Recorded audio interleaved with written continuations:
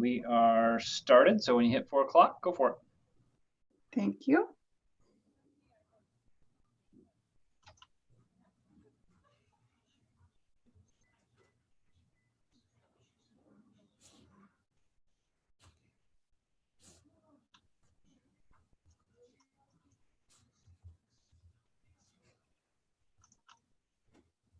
Oops.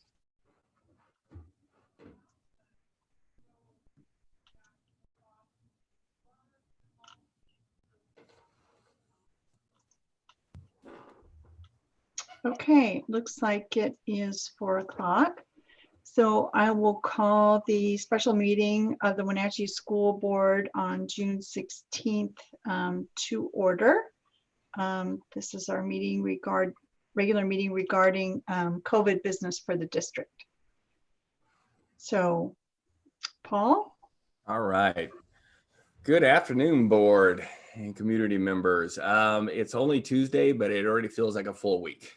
With the state superintendent releasing OSPI's guidance for reopening schools last Friday. Part of it came on Friday morning, and then an additional information came about 6 hours later with more clarification to it.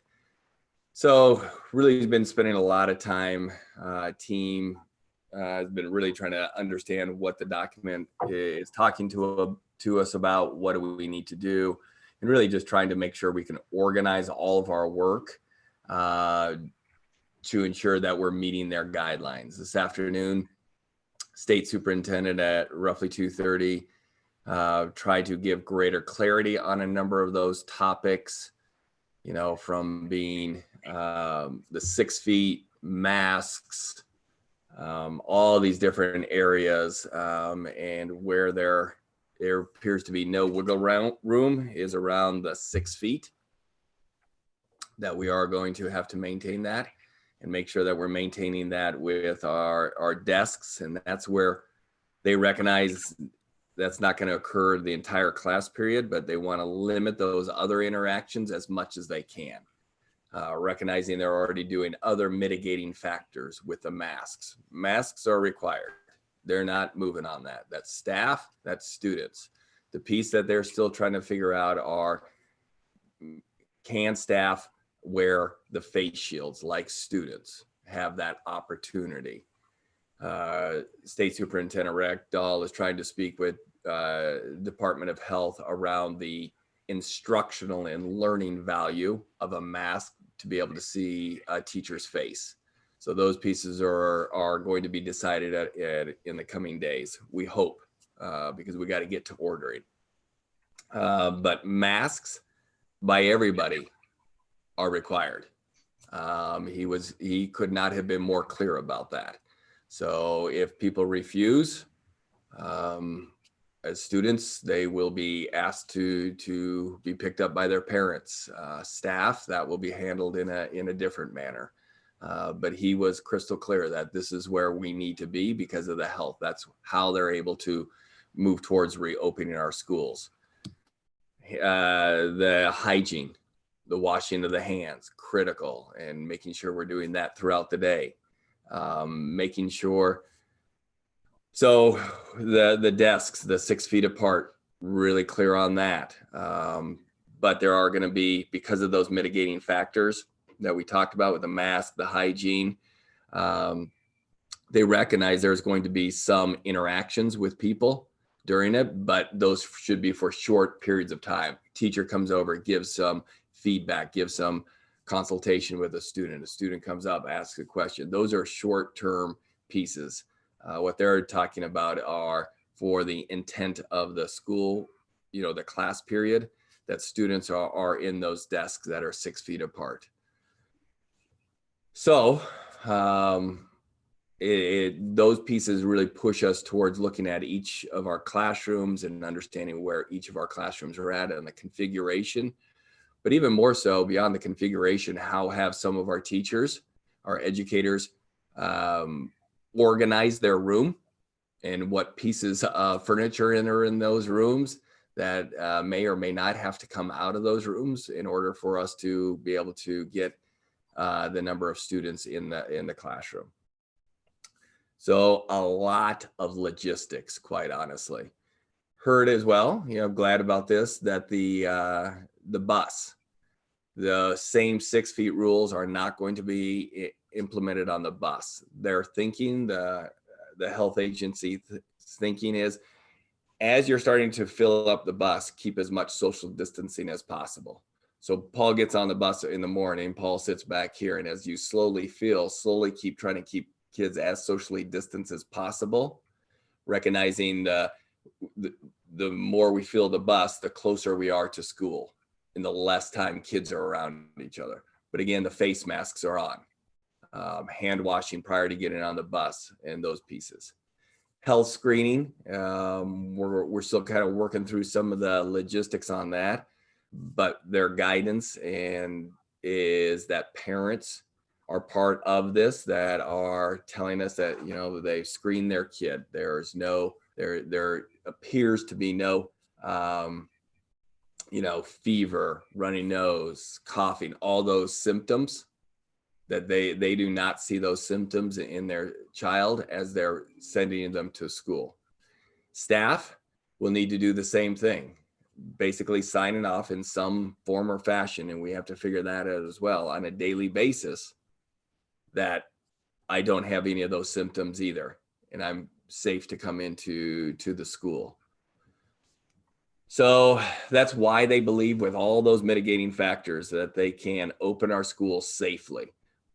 But it's upon us to make sure that we follow those guidelines each and every day. So again, we're working through those pieces, trying to understand a little bit deeper about, like the face shields versus a mask. Still trying to get more clarity on some of our large events, classes, not events, I apologize, PE. Our PE classes, especially at secondary, you have a number of kids in the gym. And then because you have 2 to 3 teachers teaching in that space. So you could have somewhere in the neighborhood of 100 students in that gym space.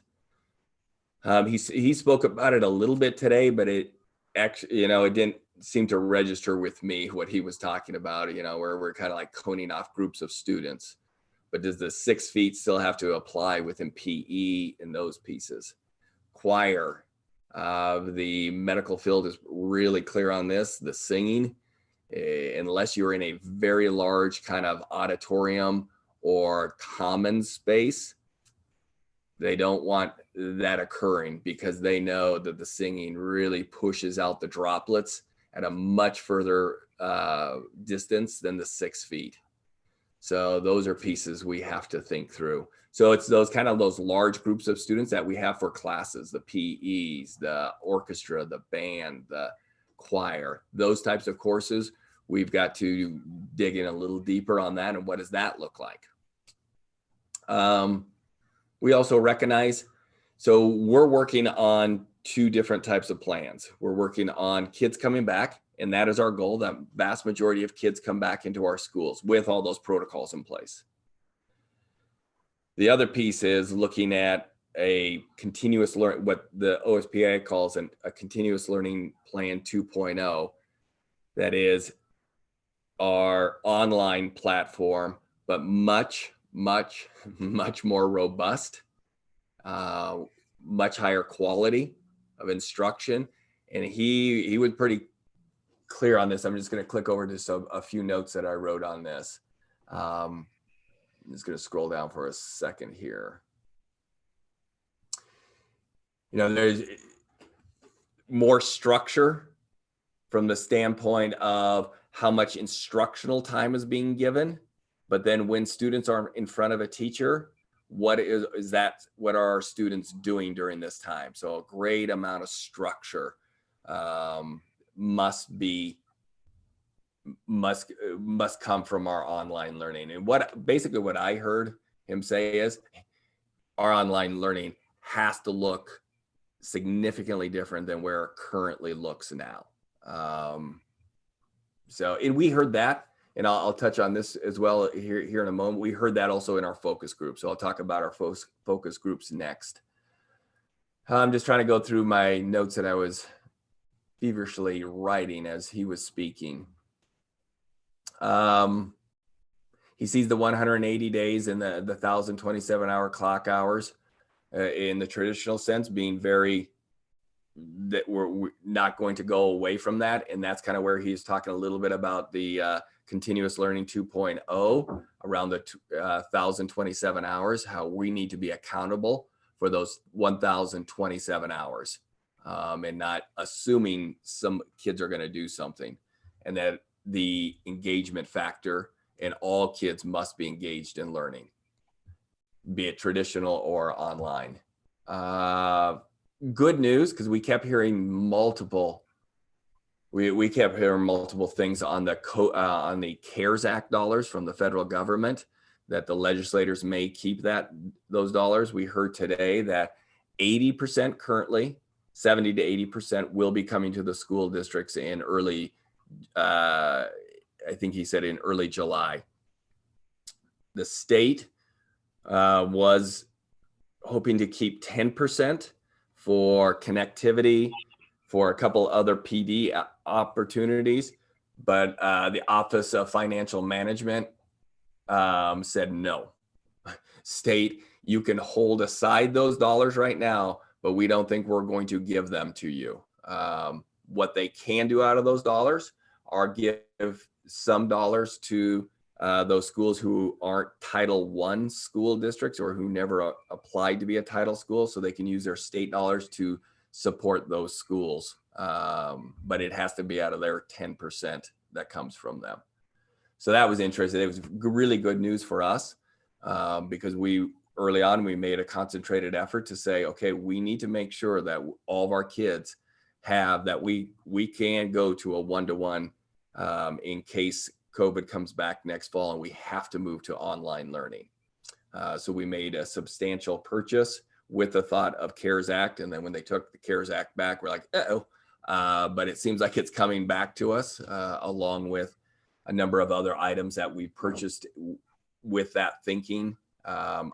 Mark Helm and Brian Brocky and their team, Julie Robinson and others have met to really think about what do we need, from face masks to cleaning to, to carpet to whatever it may be. They've really been thoughtful about what is it that we need to order and how many and what is that. So we're getting close to that. We literally are just waiting to figure out the whole face shield mask piece. So we need that from the state because there are a number of teachers who really do want the face shield and not the mask. And I totally get that, but he's pretty clear right now. Whatever DOH and L&I are saying, we need to stick with those because one individual who came on said, let me be clear, this wasn't a negotiation. They invited us to the table for a conversation and they let us know what we're doing, but this was not a negotiation. Paul, I have a question please. about, so do we know the approximate sum of the CARES Act dollars? Yeah, it's all based off of our title funding. There's a proportion of our title funds that we get. So it's about $1.4 million. Okay, and do we know for sure that there aren't any trade-offs in that funding? Because oftentimes we get a shell game thing going on. Yeah, there were a couple of questions of that, of saying, so the legislators aren't going to take these dollars out of some other dollars. He didn't answer that, but what he did promise us that he would be sending out a Q&A really soon in the next week that will answer every question, because the questions were just popping up left and right. So yeah, we've heard that too. There could be the quick, see it over here, but it's gone over there. I bet you. Yeah. So then my other question is back to the face shields. We see a lot of barriers being put up in retail applications and restaurants and so on. Is any kind of that allowable? Not in the classroom. No separating desks by plexiglass. No, I am bold. Really? Again, I'm writing this stuff down. He's talking and I'm just typing away. Yeah, physical distancing, 6 feet. It cannot be 4.5. It cannot be 5 feet. It is a 6 foot. He even put up diagrams. And Garn Christensen from Eastmont shared a document that he's, as he's thinking about it, he shared that with me and a few other superintendents, and actually sent that to Chris Reichdahl, and Chris wrote him back and he said exactly what we're looking for. 6 feet is a non-negotiable in the sense of the desks. But Laura, you ask a good question, because the number of schools, and this happens throughout the United States, have gone away from the traditional desk and gone to the table. Right. Because Kim and I were Kind of literally in the middle of the table, so everybody's got a splash shield, so to speak. Yep. So Kim and I were literally just talking about this same conversation, and based off of his feedback today, I don't believe the guards are going to be acceptable. He wants, because what we have to do is submit our plan to the state, and we have to have these plans. We have to show how we're setting up our district, or they won't approve us. And we're in 1 or we're in modified 1, or whatever we call it out here. We're not even in 2. So we have more restrictions. Barry Kling and the Chelan Douglas County administrator must sign off on our plans. He's not too happy about that because he's underwater with everything else trying to be opened up. So is there a personal protective industry for small people, face masks and everything else? Is that taken care of? It's a good question. I'll double check with Mark and Julie. They're the ones who are running that piece. I'm sure, because the number of emails I get from somebody selling me something on COVID is startling. I mean, I can't keep up with my deletion rate. Everybody is selling everything to save us from COVID, and there's a product for something. So I guarantee you someone out there has figured out the little kid masks, and they're in mass production already. Well, there are a number of, issues with that. Some, especially for students who are hearing impaired, not being able to see people's mouths is a big deal. So we should get some feedback soon on that, because there were a number of questions in the Q&A part. Exactly what you're talking about, Laura. There were some medical issues. There's just some instructional issues where kids need to see the face for many different reasons. But the other piece that I heard was that the shields weren't as protective. But I'm like, I'm going to do, whatever they tell us to do, that's what we're going to do. I think the clarity that I appreciate is that this is a requirement. This is not, I hope you can do this. This is a requirement. Everybody must wear masks or face shields, whatever that final decision is. That it is not an argument we're going to have with parents or community members over this. He made that crystal clear today that this thing is way above mine. This is at the state level. And it's why they were able to open the schools. And he talked about it at the beginning, kind of what I talked about. All these mitigating factors allow us to do the 6 feet. If we were not doing those things, they couldn't put, 1,700 kids at Wenatchee High School back in the school. I just have 2 comments related to mask shield stuff. I did read an article from Johns Hopkins that came out in the last 2 weeks. It doesn't compare mask shield, but healthcare providers, dentists, doctors, ER docs, they use a shield, but they use it in conjunction with their N95 mask. So a shield does not replace a mask. It is to provide another barrier to, to block blood or other droplets or what have you. I haven't seen comparison of mask versus shield alone. So again, I understand that people want to be seen. And my second comment is regarding that. I have seen on Facebook some local people who made some masks that have clear, I don't know what material they used, but it was so kids could actually see their mouth. And I think something like that, if it has the protection of a mask, but allows students to see the teacher's face, to read, whether they read lips or whether they just need that connection, whether they have a special needs kid and they need that level, or, teachers feel that their message is being communicated better because even though their voice is muffled, maybe kids can see their lips. That might be something that our district might want to consider, which is maybe this mask protection, but allows a visual cue of like a shield. So if you would like me to get you in touch with the people who I saw that with, I will send that information to you, Paul. That'd be great. That'd be great. So it's a lot of information in a short amount of time coming at us pretty quickly as we try to figure out how are we reopening safely and then getting back to the learning at hand. But it was good. It's good information. I'm glad they sent it now because I've got friends across the United States who state they still have no idea what they're doing. So I appreciate that we're able to actually start moving forward and start the work of planning and really thinking about our students and our staff and making sure, again, people are safe, but that we're back to in-person learning as much as possible. Now, again, saying that, I do believe we are working on those parallel tracks around a 2.0 version of online learning, because we do believe there are going to be some students because of health issues, parents really concerned about their children, that we are going to need to offer something else. What does that look like? That's what we need to figure out. It's got to be better than what we were doing.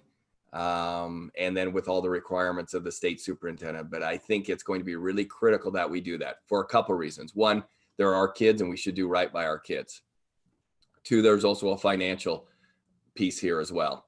He was clear, the state superintendent was clear today that apportionment will look a little different next year.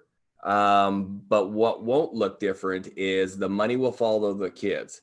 So we may not have to do the every month, these are all of our kids, or, that regular tracking of every student in our district to be able to receive our apportionment.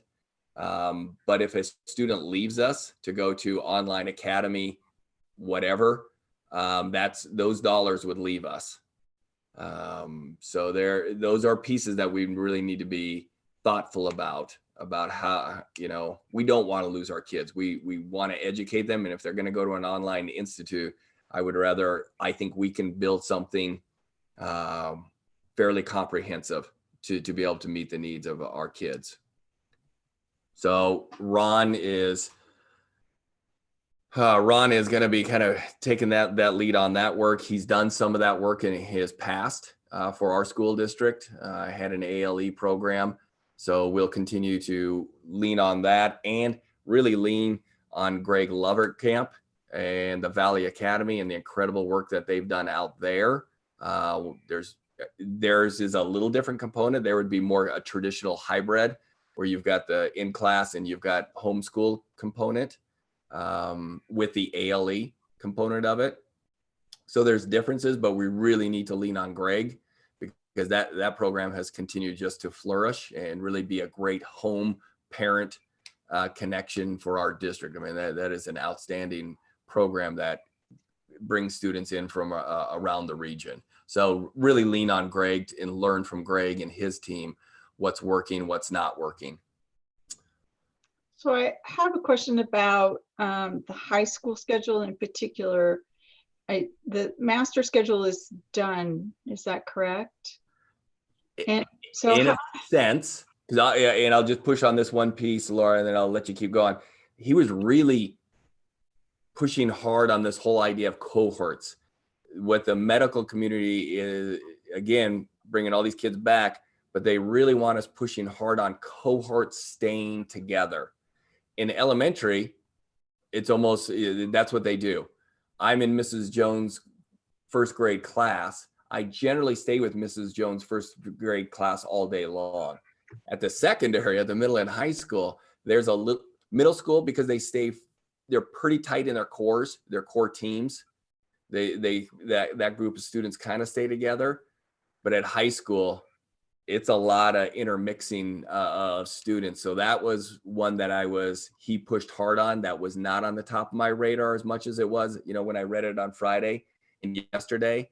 So that's a cohort piece that I think about with the schedule as you were talking about that, Laura. Sorry to interrupt. No, that's okay. So that's the reason that he's pushing that is to limit exposure. Okay.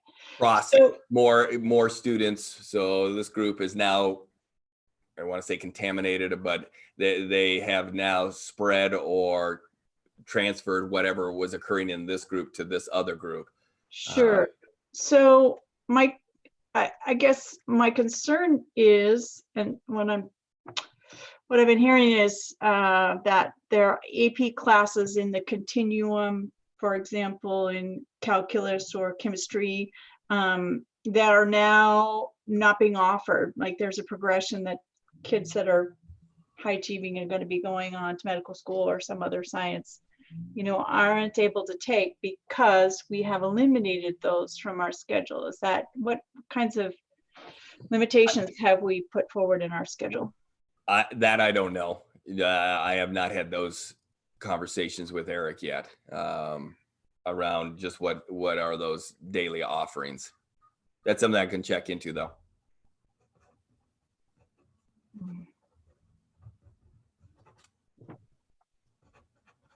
I wonder if the board could have a link to, I think they usually have a course catalog to the current courses that are going to be offered in the fall. Yeah. Would that address what your concerns are, Laura? It could, but since I haven't examined, well, maybe, but if you're following a certain line and you have set out your plan, your 5-year plan, and you have this idea of what the continuum, it's going to be different for every kid, depending on, not every kid necessarily, but depending on what grade level they are in and so on. My looking at the schedule isn't necessarily going to inform me as to how many kids were on that pathway and how many kids are impacted. Because if they're going on, to post-secondary education in university and they're expected to have this background in whatever, progressive foreign language, progressive chemistry, math, and we aren't able to provide that, I just am concerned about the long-term impacts that those kids are going to have in their, future goals. I'll check in with Eric tomorrow. So yes, Michelle, I mean, in a way, but I don't think it tells the whole deal. So I'll get on that one. I'm just kind of going back over what we're doing on the COVID and the reopening, but that from the big picture, that's the work that we're doing. We're, excited that the state superintendent and the governor have allowed us to reopen, but nervous about how to make all of this happen. But it will just take time, sitting and thinking and being with people to really talk through each and every scenario. So that's been good. Done it just today, just did 3 different radio interviews, Spanish radio, and then there are 2 other local radio interviews today. So we've done a lot of that, just a lot of conversation around opening of schools. So that was good. Mike and I have led 10 focus groups.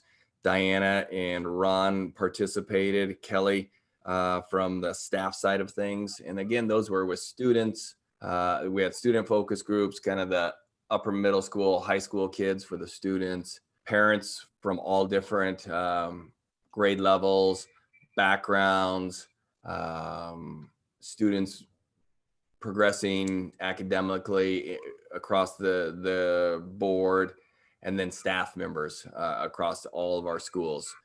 Those have been fantastic. Really fascinating pieces came out of that, were consistencies of kids, parents, and teachers wanting even more structure to their online learning day. So one of the things we asked is, okay, talk to us a little bit about this year, but really thinking about next year. How would, if we had to do online learning, what are those things that we have to do better at, or what should we keep going consistently? And kids were the best. Kids were like, yeah, we learned that I need a lot of goals. I need more structure than I thought I needed as a kid. So yeah, parents and staff said, just more structure, which was interesting with the state superintendent's, push today as well, more structure around those online learning pieces. Again, the A and incomplete, and they understood where we're at, but also kept pushing. If we're doing this again, that can't be. And we were clear from the beginning that was a one-time deal. That was a pandemic deal. But next year, that won't be the case. Just really, those have been just fantastic conversations and honest conversations. I felt like our students and our staff and our parents were very honest with us, just about sometimes the quality was exceptional, and that's what you saw, a lot of variation, and not surprising where we had teachers who've never taught online, teachers who have done some of that work. So there's a lot of variation for kids, especially for families who had an elementary, a middle, and a high school. There were times that they were like, man, it felt like the middle school student was doing more than the high school student, or the elementary student was doing more than both the middle and high school student. And others where, their high school students were actually really enjoying it. So it was a mixed bag on their experiences overall. And I think that directly goes back to the experience level of our teachers teaching online. I really do believe that is a direct correlation of Paul never teaching online to Martin, who's much more comfortable on that and felt good on day one doing it and didn't need to really rely on the district PD to support them. So those have really helped us think through some things as we're talking about, online learning 2.0 for next year. I think the piece that I'm really proud of was our staff really appreciated all of the PD from Ron and his team, Jeff Utek, all the communication from Mike in the learning and teaching team, just all that communication. Staff really appreciated that consistency of being kept in the loop. Our students, they talked a lot about, they miss school so much. I don't care what group of students we talk to, they miss school so much. They miss their teachers, they miss the peer interactions, and they realize, at times they just took school for granted. But they really do miss that interaction time. And it's been hard for many of them to schedule their days, to get through the day. It's a long day for many kids. When you don't have school and you don't have this structure to it, it's hard. So those have been fantastic. Looking at anything, Martin had sent me a note on incompletes. So really at the high school, as of today, so Friday, we know we're probably going to get a surge of work coming in the doors in these next few days. But as of today, roughly 200 students will be receiving an incomplete. So for all those students who thought that they were just going to be able to get the A and not have to do anything, there were some requirements. So roughly as of today, Eric, felt like it's about 200. Again, we still have a couple more days and teachers are holding out hope. And again, those incompletes will move into next year and students will have, I forgot the end date on that. I want to say kind of the end of the first semester. I think that's what it is, but don't quote me on that. But there is some time next year to finish those. But if those aren't, then the student will have to retake that course. So there are some consequences for not doing this work. So Eric talked to me about that today. Paul, can I just interrupt for a Please. second? The two questions, one on each side of what Laura was asking. I think, I guess with the incompletes, it sounds like you're saying there are 200 so far, maybe there'll be less. There will be no special programs and changes in the schedule for anybody to make up. They're going to have to figure out within in the normal schedule. So I would like to know if there are any extra courses to compensate for people needing to make up. And I think reinforcing what Laura and Michelle said, I think it is important that we know if we've been forced to cancel certain programs and what they are. I think they're important to the community. It's not so much just the curriculum, it's what the whole community thinks of as the district's offering. And Yeah. I guess I'm going to throw in one other thing just to make sure. You're talking as if your first take is that it is feasible to put the same number of student heads in every room in this district, or are you, no? Because it sounds like you don't seem to be talking about alternating schedules or anything like that. We need to do the math, but I do know that some of our rooms are not 950 square feet, especially at the high school. You have some really small rooms that were never supposed to be rooms that were made into rooms. So, and we put 25, 30 kids in some of those rooms. I've been in those, and their kids it's a tight quarters. So no, as we currently sit here, there are some classes that I don't see how we're going to have that many students in that particular class, in the being PE, orchestra, band, and all those other places. What if they can't go to those classes? Where do they go? So yeah, there's we're about 2.5 days into their guidance. Yeah. So now we're into I think we need to be transparent about what is culled and what's had to be added and what doesn't fit when you're ready to know those answers. Yeah. Those are the pieces that Mark and his team are. I mean, we're going to meet again in cabinet tomorrow, because this is all. Because when we read the OSPI guidance, there seemed to be some room for wiggle around the 6 feet. Today there was no room for wiggle. We had clarity on that. So now we need to move forward with that better clarity of what this looks like. You mentioned 950 square feet. Is that a minimum requirement for COVID, or is that just? It's a general class size.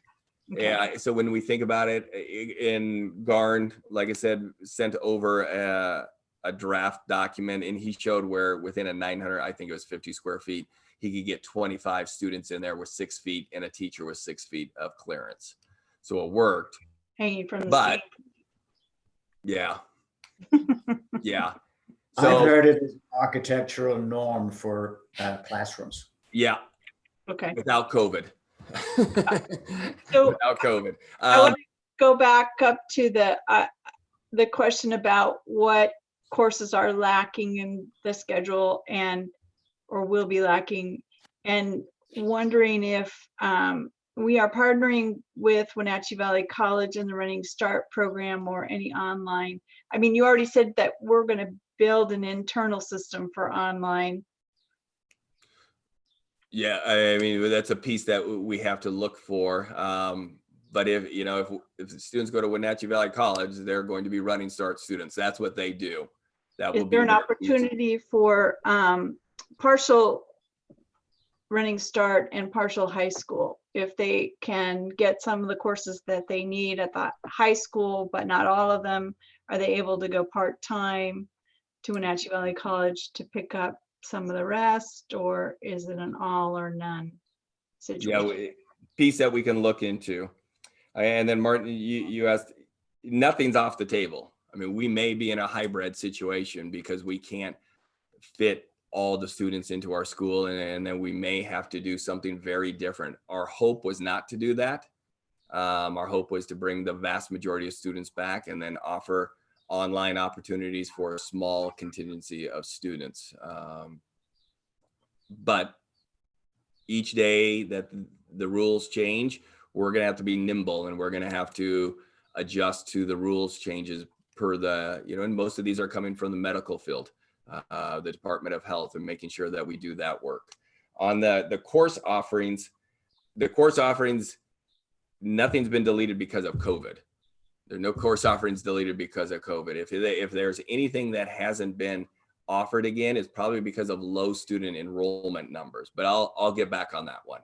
Because that's generally how secondary, all middle and high schools, I mean, it's kind of you got to register. We got to have a decent number of kids to be able to hold that course, or that course, it's challenging to have 5-10 kids in a course when you have other classes with 35 students in it. And so really trying to make sure that we look at that, but I'll ask Eric. He knows Sure. much better than I do. Okay, so I want to talk about elementary, because we talked about, secondary, and that's a logistical problem. And in secondary, the kids can handle a lot more, but in elementary and special ed, I'm particularly concerned about what's the reality of a kiddo keeping a mask, all the kiddos in the classroom. I saw a meme on Facebook where they're going to be dipping them in the toilet and, wearing them as kneecaps and slingshots. And, I honestly think that that's a reality of having elementary age children, or kids with attention deficits. It's going to be really challenging. Not like teachers don't have enough challenges in their lives, but, adding that component, I'm really concerned about how teachers are going to manage that, how kids are going to handle it, how parents are going to react to it. I'm with you, Laura. I don't know how. I mean, I think of me in Costco with a mask on for 30 minutes, and I've got that thing on top of my head by the end of the time I'm ready to check out. So I'm not 5. Maybe I act like I'm 5 most of the time, but I'm with you. I think of our preschoolers.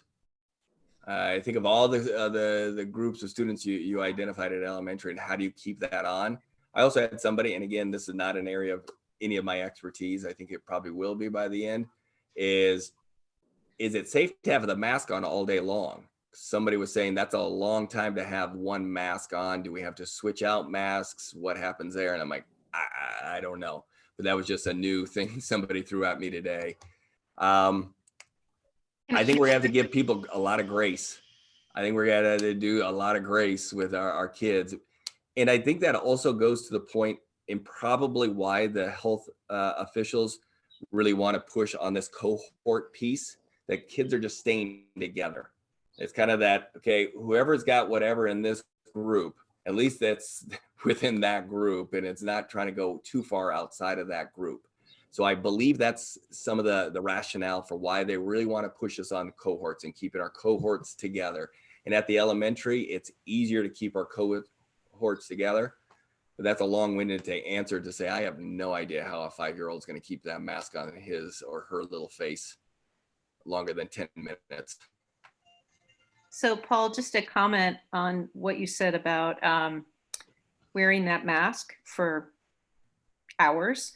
So a lot of our healthcare professionals who, we know that many of them didn't have PPE, and so they would have to wear the same mask all day and the next day and the next day. So my understanding is it doesn't put them necessarily at any increased risk to wear the same one every day. But if there are multiple different exposures coming into your emergency room who might have COVID, then that might be different. But I think to wear one mask throughout the day, like our healthcare providers initially had to do, and I think for the cloth masks that they're doing, that's what my spouse does. So he doesn't change his mask with every person. So I don't think that I haven't seen any data on that. I think it's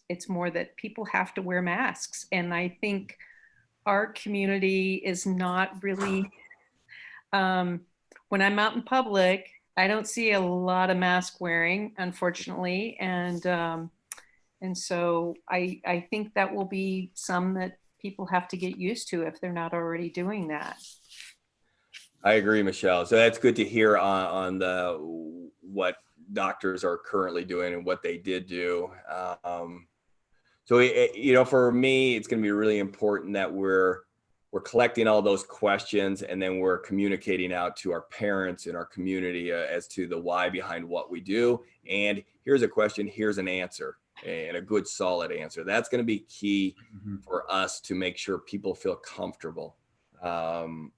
Stacy Bain was talking to me. She was speaking to a business that was opening. And really what they found was early on, because it was a large employer in the area, and what they found was early on, their employees were really nervous coming back. What started to bring it down was the understanding that the leadership team had a plan and they had answers. And if they didn't have that answer right away, they would find the answer. And slowly it brought down the fears of the employees. And it was just a really good reminder. Knowledge matters. We make up our own stuff when we're lacking it. And when we have that vacuum, we just kind of add to it without the real facts. So all of these pieces are going to be key to how we move forward. And it's why we're trying to do more videos. We're really just trying to talk to our staff right now, and we're doing the same with our parent community, trying to do more and more videos, because we know parents and staff members are watching the videos at a higher rate than actually reading all the information. So we're trying to find new and different ways to engage people so they hear us. As a parent of a elementary age child, it is scary. And I think as a parent, knowing that school's going to look different, I think it's going to be important to keep somewhat of the day, familiar to them. And I'm wondering what recess is going to look like. Will it exist? I did read part of that booklet, and it's and encourages districts to spend as much outdoor time as possible. Lunch, obviously, I'm guessing lunchrooms will no longer be accessible, but eating in the classroom or whatnot. Also, what will drop off look like? What will pickup look like? Daycare, before and after school daycare. So I think the more information that's presented to parents, it will kind of ease that anxiety and allow for parents to have conversations with their children as to what to expect as we return. I don't know. It's You ask great questions. I mean, those are really good things, Maria. And that's where we need to make sure that we have a plan for that, that when students get off the bus, this is what we're going to do. This is your designated area. If I'm riding bus 23, you're getting into these areas, and we're really sticking to that. And it's going to take time to get used to that new normal. But I also appreciate what you said. We've got to try to create school being as normal as possible, and why the learning has to continue to be at the forefront, that we're always going to make sure that our students are safe and our staff are safe. But we also have to get back to teaching and learning at a really high level. I mean, again, I am blown away with what our staff did these last 3 months. But it was not what we were doing prior to COVID. For the vast majority of students, maybe onesie, twosies out here, but for the vast majority, in classroom instruction was very different than online learning. We have to keep getting better. And we knew that even before COVID. We were pushing really hard. I mean, one of the things that I was super excited about that we shared with the board, and board had a presentation on, was the work we were doing around early literacy. And that work had to stop. But we need to keep that moving forward. We need to be focused on mathematics and other areas within our district. So even though COVID came, there's still a lot of issues that existed pre-COVID. And we have to get back to those pieces. And I think that's what makes this work even more challenging, is to figure out all the logistics, get kids back in school or on a really great online platform, and improve the outcomes for students academically. I think that's the high wire act we need to be doing right now, and why we went into a cabinet meeting on Tuesday, and it was a pretty intense meeting because of recognizing where we're at and what we need to accomplish. It's a big undertaking of doing this work, and doing it well for our kids. And I think every one of us knows our kids are at the forefront of everything we're thinking about. How do we improve the outcomes for every kid in our district? So you're right, Maria. Lunches, we're going to be outdoors a lot more. I think kids are going to love that component of it, but there's going to be rules about being outdoors. You know, it's not the old flag football and we're all doing those things anymore. There's going to be a lot of differences, but what has to continue to improve is our educational outcomes for our kids. Just one other note, and then I'll hand it over to you guys. Okay. Today we kicked out our survey. It's a brief survey to staff, and parents will get it starting next week. Really talking about opening next year. The comfort level. We need to know as our staff, where are we at? HR needs to have a good sense of where are we at on that. So there's 8 questions. There's a question for teachers at the end around, you know, the online learning, but the important piece is around the coming back to school next year. What's going to make you feel comfortable, you know, outside of these guidelines and all those pieces. Parents will get a similar survey starting next week. So yeah, we're trying to collect more and more data. We're really trying to make sure we're hearing from our community members as much as possible. On the Spanish radio station today, Alfonso just did a beautiful job and really talking to our Latino community about how to continue to engage and giving numbers and giving people and really different ways of being connected and being connected through the summer, and how to be engaged on that. So I really appreciate him, the Spanish radio network, and he's going to keep inviting me back.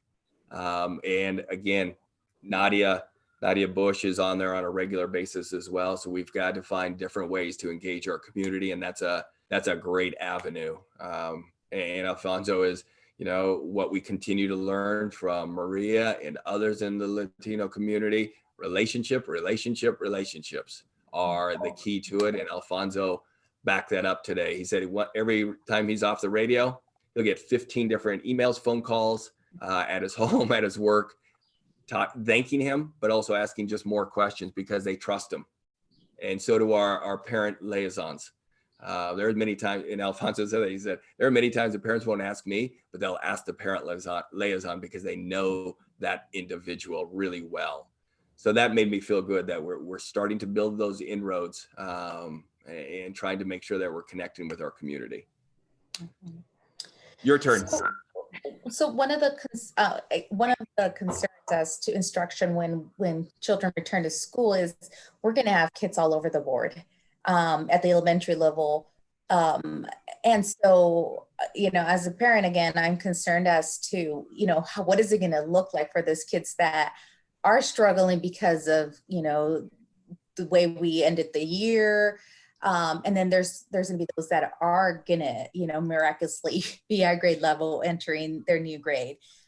So, you know, what measures are going to be in place to make sure that kids are supported in the ways they need it, but also individually, you know, the struggling, the at grade students. So that, I think that's mainly for the elementary level. And then I guess just my thoughts in regards to secondary level.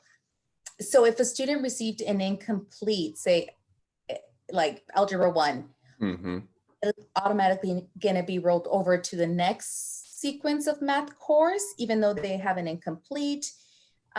So I'm not sure I'm asking for an answer, but just, you know, some thoughts, again, coming in as a parent.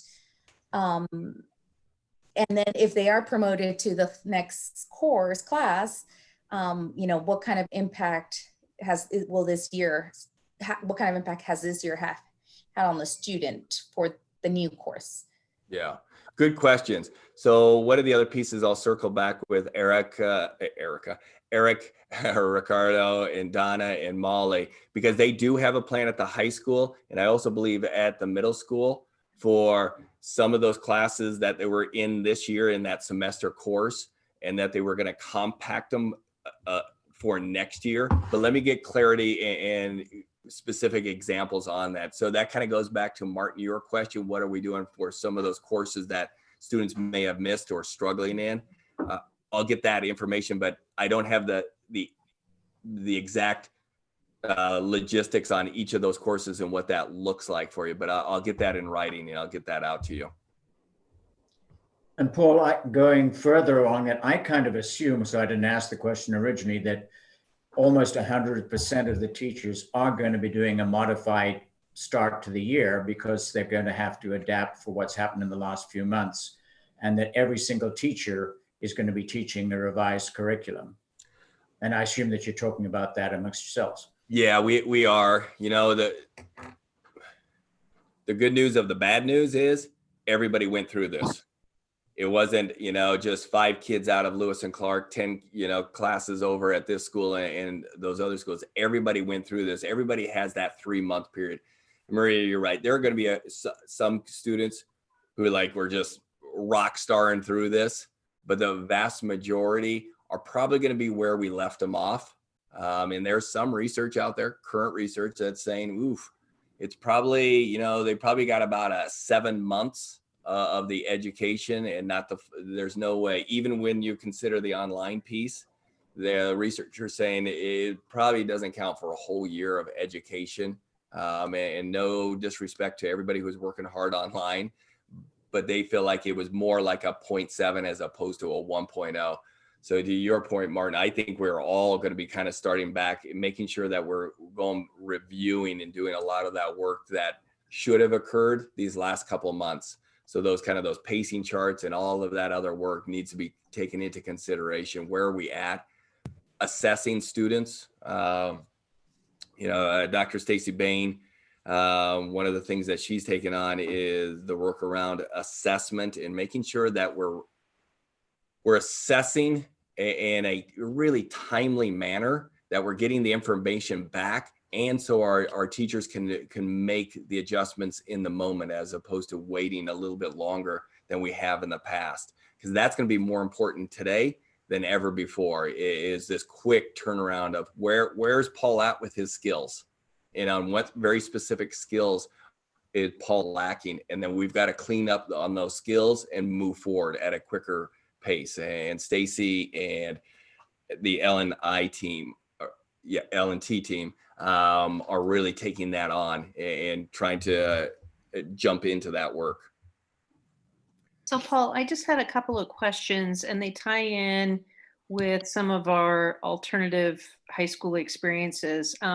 So first, with the focus groups, did we have students who attend West Side or the Tech Center involved in any of the focus groups? And yes, great. And I'm curious. So I know when we first kind of started down the online road, you had shared with us how the culinary arts team had kind of gotten creative and had ingredients available for their students and kind of walked them through a recipe. And I thought that's really creative. It's great. And I'm wondering how the Tech Center, if they were able to adapt in all of their classroom situations, because so much of what we know, what the Tech Skills Center is really hands-on stuff, the fire science, the auto mechanic stuff and everything. So I'm wondering how that experience was for those students, because we haven't really heard much about the Tech Center. So if you want to, let's talk that one. Actually, what they did, that example happened in all those courses, and they learned so much from it because they do a summer course classes for the CTE. They're using that same model and moving it forward because they recognize that they needed a little bit of time with their students. They needed to have a moment or two with them, but then to push them off and allow them to create it as long as they had the materials. So one of them on the auto mechanics, I was like, how are you? Because that was one of that brought. I was like, you're not gonna be able to do that. He's like, nope, we are. And there's a model of whatever they were building and a little bit instruction, and students going home and building that same piece and then bringing it back in. So those students in West Side and the tech center rave reviews about what was occurring. One, and I think really the impact of it was, it always goes back to those relationships. Smaller, able to make those key connections and being able to connect on the phone and in different ways to build that connection, and for kids to feel like, you know what, they're there, they're part of it, they're making a difference. But yeah, what they learned from this was really incredible, and I'm just so pleased that Pete and his team are going to take what they've learned and push it into the summer school model and make that summer school model a truly great experience. Great. Yeah, I know, pretty cool. So I have just kind of one follow-up with that. So, and I don't know if this is being considered at all. I know that Westside has kind of different groups of students that meet at different times. They have an evening class and their nighttime classes, or their daytime classes, and kind of 4 different groups, right? So if we have space limitations, particularly at Wenatchee High School, because, you know, you're right, there are some really small classrooms that have had, you know, 25 to 30 students. Would we at all consider doing any kind of, you know, shifting of hours for certain teachers so that students, because, you know, we don't necessarily want to be having classrooms out in hallways for a semester, but if we need to have that more space, we might have to shift around the hours of our day. Are those considerations? They are considerations. Okay. Also considerations partnering with other agencies, businesses that may have some open spaces. You know, we did a lot of PD up at Sage Hills this past year, and they have some really nice space. So trying to be as out of the box thinking as possible. And you're right, Westside's another one where we may be able to use some of their space differently than we have thought of in the past. So trying to be, we all have to be very creative in how we approach this, because our schools are big. You know, I heard from some of our other superintendents in the area, and it was sweet. It was really nice. But I'm like, we got elementary schools that are larger than your high school. We've got a 600 student elementary. These are big elementary schools. We got 17 to 1,800 kids at some point or another during the school day are inside our high school. Our middle schools are large middle schools. So it's the complexity just ratchets it up for every level of kids. So that's why your type of thinking is where we need to be, is thinking about partners, thinking about staggering the day. Possibly, it's not really where I want to be, but it may be, because ultimately we know we've got to educate our kids and do it exceptionally well. And it may have to be some type of staggered schedule based off of the guidelines. And I wanted to go back to a statement that you had made, and maybe I misheard you. So for COVID-19, you said that for the high school, it's not cutting out any classes, including choir. Is that? Oh, is choir the exception? So I apologize. So I'll clear that piece up. There were no courses cut prior to COVID happening because of the, how do I word this? The master schedule was built pre-COVID.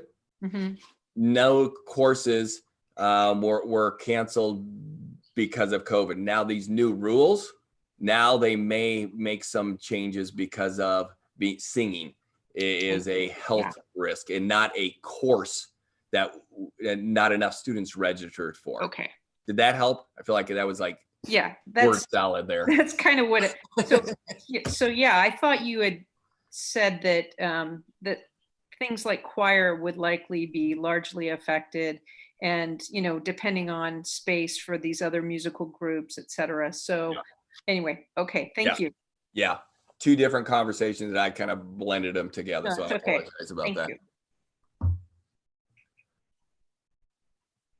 Whew, that was a lot of information. Felt like I literally just talked for the whole hour. I apologize. Yeah, no worries. I do have one other comment. It's not really, it's a question in a way, but when we have increased testing going on, and we have had a surge in the number of positive cases in the last week or so. Some of those are not in our county, but they can be very easily. So it's very likely that there will be some kids that are going to end up being quarantined because somebody in their circle has tested positive. So are we talking about how learning can continue under those circumstances? We are. We had a wonderful conversation in cabinet yesterday on that specific target, on that specific topic, and what would that look like? I don't have an answer today, but we will have an answer in the coming days and weeks as to what that looks like. Because I'm with you, Laura. There are going to be kids who are going to be out for longer periods of time than we've seen in the past. And I think also the reality, once the late fall hits and kids are just sick, because that's who we have been for thousands of years during that time, I think the fear is also going to go up, and more kids and parents are going to bring their kids out. So that's why we have to have a good place for our kids who are sick to make sure they continue to learn, and not the old way of doing it where you're home and then we'll send you a packet or something. We need a more robust way to keep engaging our kids for the situation you're talking about. And then we've got to have a more robust way I believe, for our parents who are really worried about sending their kid for whatever reason to school.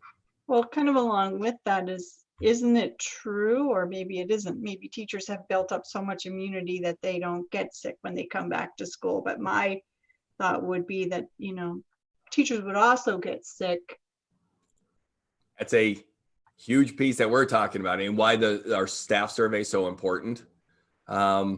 We have some people who fall into those high risk categories, 65 plus, underlying health concerns. Those are areas that I'm worried about. I'm worried that we're not going to have the same. It's not going to work out perfectly, that I've got this many first graders out. Oh, and I happen to have a first grade teacher who wants to teach online. Those are the dynamics of all of these pieces, is where we're at currently with those health risks, how many students are coming back, and then in the same with our staff, and how do we make all of these things work so we can open school in some form or fashion next year. But you're right. And then what happens to our staff as the school year goes along? And then do we have substitute teachers who want to take substitute positions? Yeah. This is, again, we were all excited. Okay, let's go back. And then the reality hits you right in the face, like, oh my goodness, we're going back. And there's a million things that we've got to think about and really prepare for on the human side of this. It's just from the health and the mental health as well. This is scary for many people. So we got to create a plan that allows for people to feel like I can send my student back safely, or I have this other option that I believe will be academically rigorous and an opportunity for my kids to learn. It is a high bar we're setting for ourselves. It is a high bar, but one that just knowing the people who work in this district and the people who support us, we're going to achieve that bar. But it's going to take us time to really think through it. and do this as well as possible. And there's probably going to be a lot of iterations of this work. I'm thinking about what you just said about, substitutes and, one, are we going to have a cadre of substitutes that are going to feel comfortable coming back into the schools? And then, what kind of training are we going to provide for them? Because not only do they have to address learning and the regular classroom management activities, but there's that whole nother layer. And if we have subs in, they need to be prepared for this new reality as well. They won't have had the benefit of what our regular staff have gone. Yep. You just think about how we're organized within every one of our department and our cabinet members.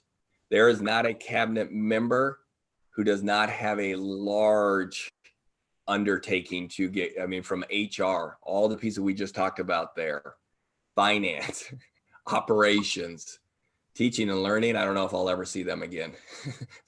they're so underwater right now. It's just trying to figure out technology, communications. Diana, we have to, like we have it, we just got to keep nailing our communication. It's gonna be more important now than I think ever before that we're communicating clearly, concisely, multiple languages, and in multiple formats to ensure that our community feels comfortable about it. And then Kim has to keep me sane somehow.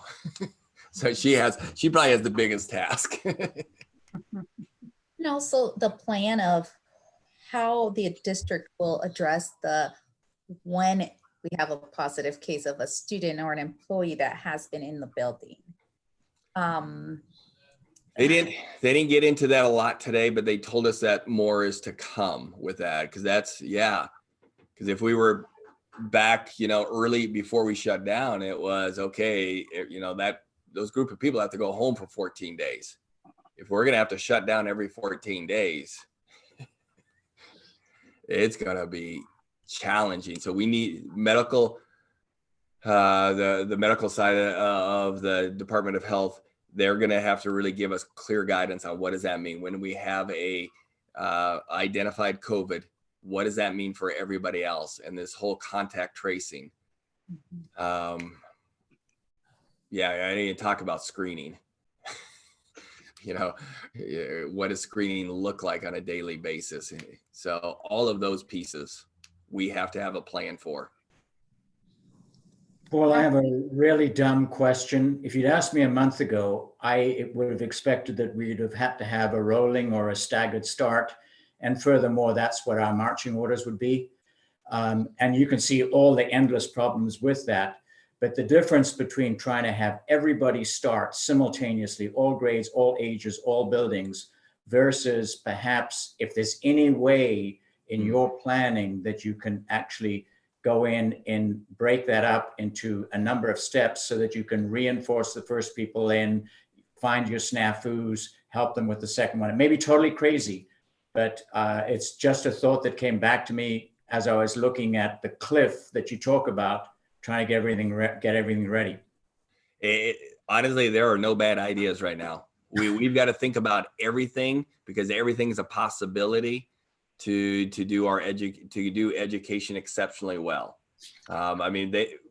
People have talked to us, that we should have an extended calendar that gives us more flexibility. I haven't wrapped my brain around how that helps us, but I know a lot of smart people are advocating for that. I guess where I'm at is trying, not promising it, but we are going to try to have these parallel pathways with a online school and this other piece here. Mm-hmm. And as Laura mentioned, what happens when kids are sick? So it's almost like 2.5 plans that we have to create to be able to do that. If we can't do that, then Martin, you're right. Then we really do need to look at a different calendar and start in periods. But that's my hope 3 work days into this, as we're trying to figure this thing out. Is there any, other than working with the Chelan Douglas Health District, are we working with any other healthcare facilities in kind of understanding, okay, we have a staff member who's sick, or we have students who are sick, in terms of quarantine, and hopefully, if they were quarantined, hopefully there's that online piece that they're not just getting a packet, like you said, but are we working with other healthcare agencies if the health district is feeling like, I get that they have a lot on their plate, but with Confluence and Columbia Health, I'm wondering if Julie Robinson has been working with either of those groups, or maybe in collaboration, just to kind of, because I know when Confluence Health started back up, they were only seeing urgent cases, right? But they were not even at 50%, and it depended on where they were working. So, what Martin says about whether it's a slow rollout or start some levels of buildings before other levels, it might, I think there's some, I think it provides some sanity No, you're right. for you and your team, to be able to kind of think it out and think what the specific challenges are for, 5 to 11-year-olds and middle schoolers and high schoolers. And I'm glad that we've got the bus piece kind of figured out, and hopefully that will help us out too, because it's going to be not putting all, elementary and middle school and high school on the same bus. So I think that will aid in that type It of will thing as well. So yeah, it's a great point, because we've got to lean on others, because the Chelan Douglas County Health Agency is just overwhelmed with opening businesses, all those organizations. That's where they're at. So yeah, we need to be reaching out to Dr. Rutherford and David Olson, and making sure that we can run some things by them. Ultimately, I'm going to be held to the DOH, but you're right. Just on the mask thing, is this safe? Is this what you're finding is safe? So we can start answering some of those questions, and not having to wait for, a lengthy reply. But we hear from medical professionals who tell us, no, this is a good thing for us to be, and we can put it in our plan. Yeah, it's a good advice. sure.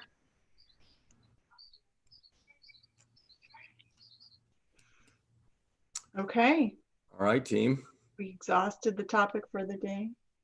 Yeah. Breathe deeply. Thank you. Will do. Okay, Go so- order some Mexican food right now. El Agave, if Gil's listening, we're coming.